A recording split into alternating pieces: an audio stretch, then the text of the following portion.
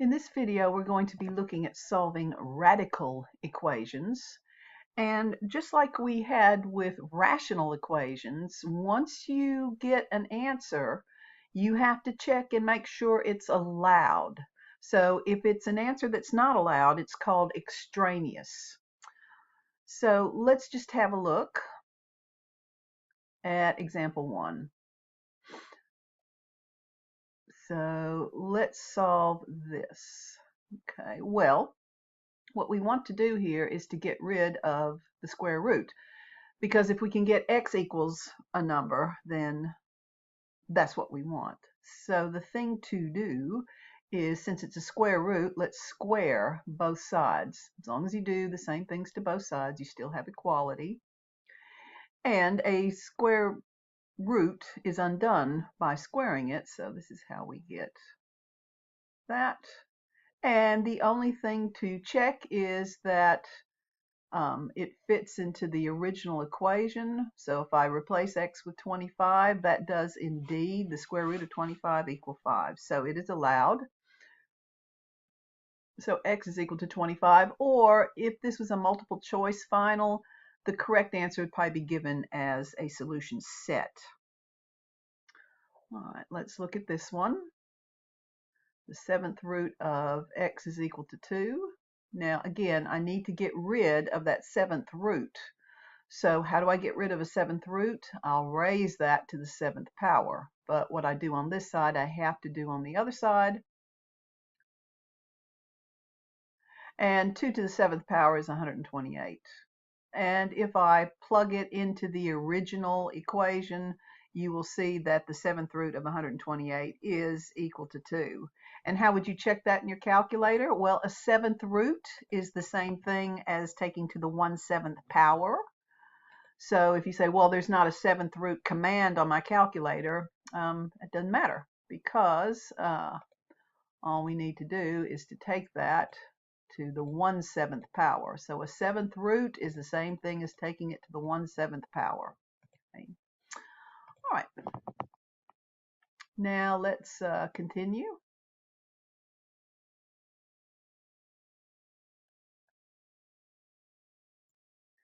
Now, what we want is to finish this with x by itself equal to something. Okay, that's what we want. Now, to get this in the form, first thing we need to do is to get this over to the other side.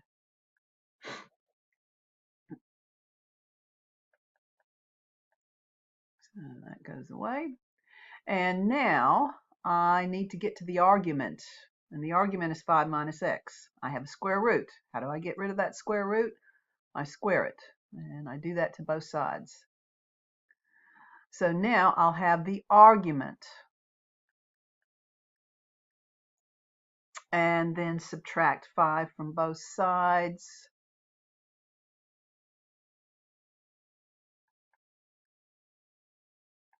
And negate both sides, because we want x equals something, not negative x equals something. So if I multiply both sides by -1, then I finally get x is equal to -4. Now, I have to go back into the original equation and see if -4 is allowed. So if I plug in -4 for x, what is that going to equal? Well, 5 minus -4 is 5 plus 4, which is 9. And the square root of 9 is 3. And it does equal 0. So that checks. So I know my answer is allowed. Okay, let's continue. Let's look at example 3.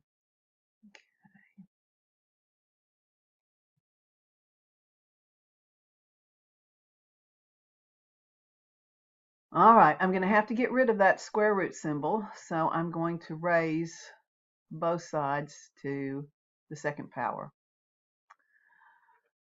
So raising a square root to the 2nd power, they undo each other, and you're left with the argument, what's inside. Now, I can solve a quadratic if it's equal to 0. I can either factor it or I can use a quadratic formula. So let's get these to the other side.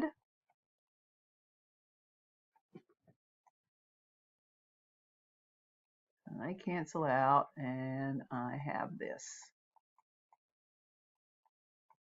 Now I can try and factor this and find the zeros like we did in Math 100, or you can use quadratic formula. If it's easy to factor, I prefer to factor it. Two numbers that multiply together to give you negative 15, but at the same time they add up to give you negative 2, that would be negative 5 and positive 3. So that's how I factor it. Now, what are the zeros? Well, if x is equal to 5, that'll make the whole thing 0, and if x is equal to negative 3, that'll make the whole thing 0. So I have my two possible solutions here, but you must always check and see if they're allowed in the original equation. Let's see if x is equal to 5. The original equation becomes 2 times 5 plus 15 is equal to 5. So everywhere there's an x, I replace it with 5 in parentheses. And here I have 10 plus 15. So we got to see, make sure this is equal. And yes, so 5 is okay. That one checks. Now let's do it for negative 3.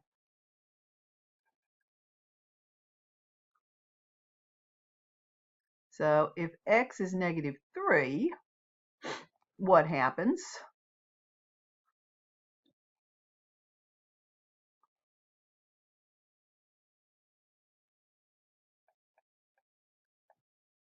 Everywhere there's an x, I replace it with negative 3. So inside here, I'm going to have negative 6 plus 15. And that's going to give me 9. And the square root of 9 is not equal to negative 3. By definition, the square root of 9 is equal to positive 3. So don't confuse this with the fact that if x squared is equal to 9, the two possibilities for x are plus or minus 3. That's a different concept. A square root of a number is defined to be the positive one.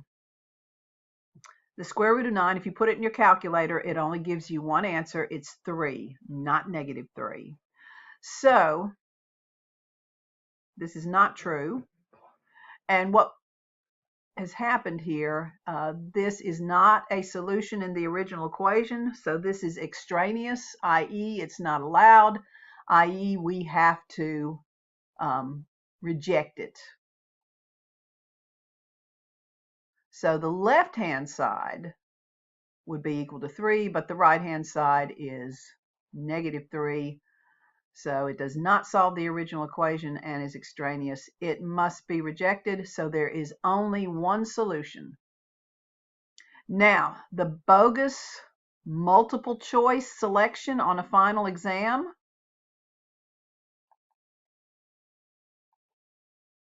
would be this.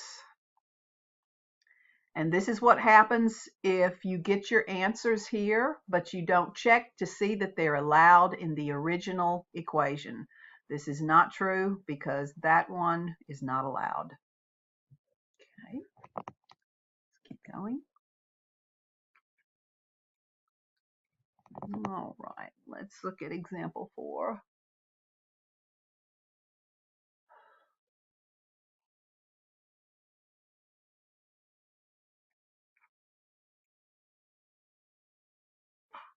All right, again, I do have the square root symbol by itself. So I didn't have that in the previous problem. And so that's why I didn't have that in example 2. So that's why I added 3 to both sides.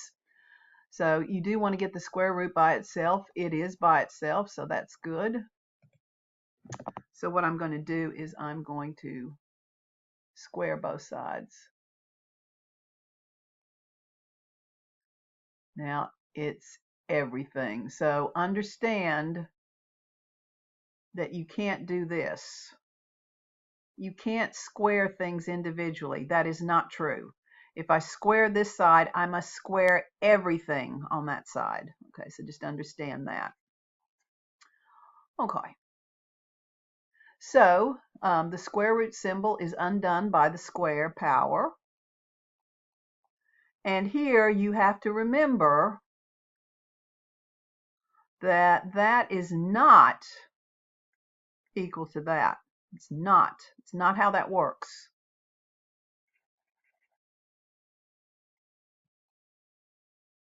X minus 2 all squared is x minus 2 times itself. And now I'm going to have to FOIL.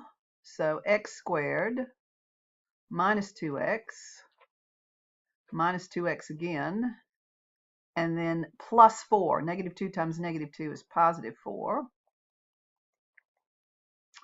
And so that will give me minus 4x. And now I can solve any quadratic if it's equal to 0. So I need to get that to the other side. And I need to get that to the other side. And these will cancel. Oops. These will cancel. And I have 0 here. Negative 4x plus x. Negative 4x plus 1x is going to be negative 3x. And 4 minus 2 is 2. Okay, can I factor that? I always try to see if I factor it. Just like on the previous problem, you could have used the quadratic formula, and I gave you the steps on how to do that, and I do that here. But I always look to see if it can be factored first. Two numbers that multiply together to give you positive 2, but at the same time add up together to give you negative 3. Yes, negative 2 and negative 1. Negative 2 times negative 1 is positive 2, and negative 2 plus negative 1 is negative 3. So that's how to factor it. Now, what's the solution? What will be the zeros? What values of x will make the whole thing 0? Well, if x is 2 and if x is 1. So these are my possibilities for x, but I have to check them in the original equation.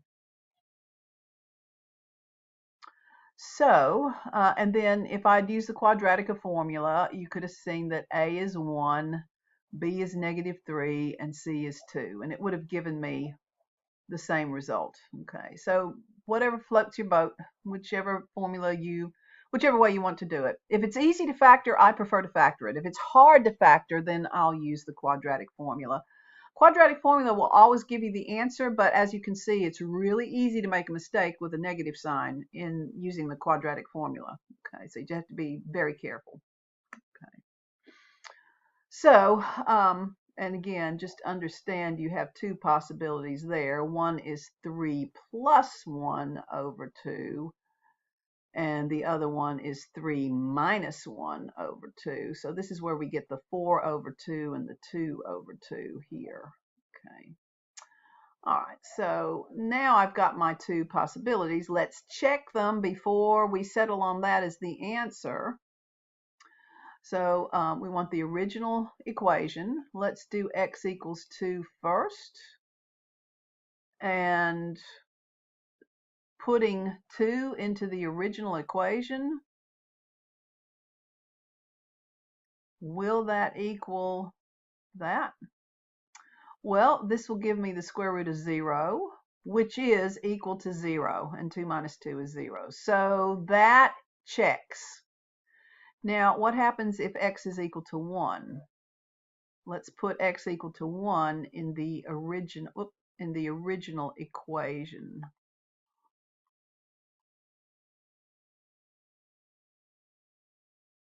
Is that going to happen? Well, 2 minus 1 is 1, and the square root of 1, by definition, is positive 1.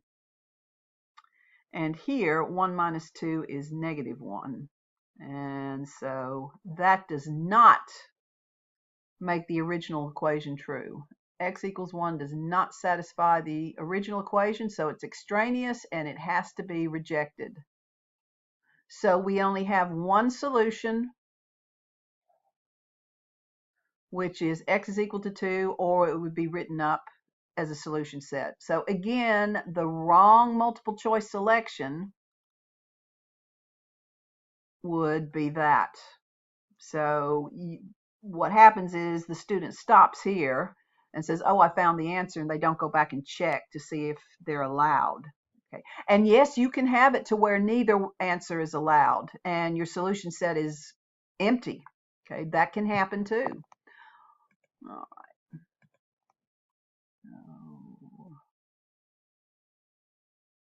Okay. So this last one, well, we're going to need to square both sides.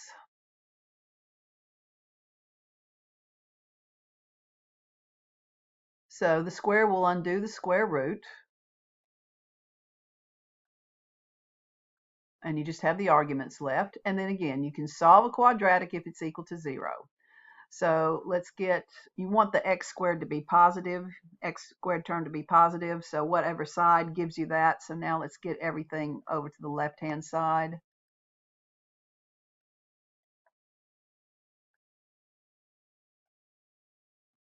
And so those will cancel, and I'll have 0 here. And here I'm going to have x squared minus 5x. And then 5 minus 1 is 4. Now, are there two numbers that will multiply together to give you positive 4, but add up together to give you negative 5? Yes, negative 4 and negative 1. So I can factor it. It's easy to factor. If you didn't see that, you can use a quadratic formula. Now, what are the solutions? When it's in factored form, it's easy to see the solutions. If x is 4, that makes the whole thing 0. And if x is 1, that makes the whole thing 0. Now, these are my two possibilities. I am not going to end this prematurely and say those are the answers until I go back and check the original equation. Now let me come here, up here.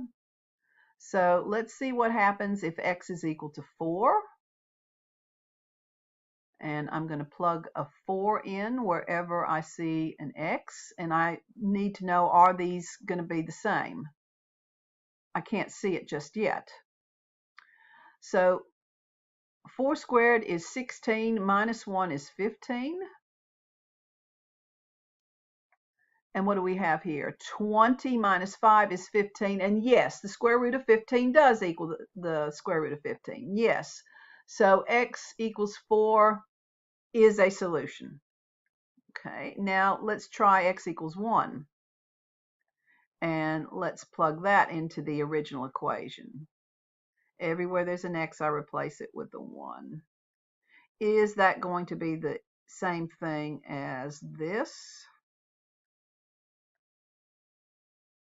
1 squared minus 1 is 1 minus 1, which is 0. And 5 times 1 is 5, and 5 minus 5 is 0, and the square root of 0 is 0, so yes. And so both of these check out. Yes. So my solution set is both of them. Okay, so you can have both possibilities work out. You can have one of them be extraneous, or you could have both of them be extraneous, in which case there are no solutions. Okay, and let's just check. Okay, so that works. All right, so you should have enough now to do your web work.